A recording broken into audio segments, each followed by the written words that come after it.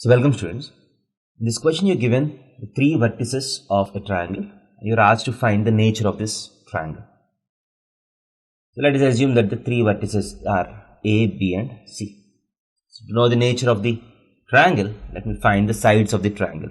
So what is AB square? AB square is equal to 4 plus 1 whole square plus 0 plus 1 whole square, that is 5 square plus 1 square, that is 26. So what is BC square?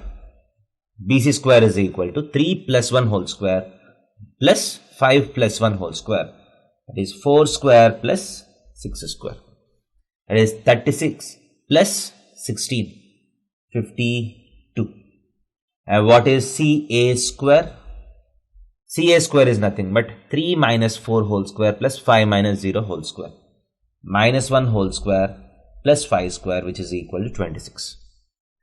So as you can very clearly see, AB square is equal to CA square. That is, it is an isosceles triangle. And furthermore, you can also see that AB square plus AC square is equal to BC square. You can see that 26 plus 26 is equal to 52. Hence, this is a right-angled isosceles triangle. Thank you.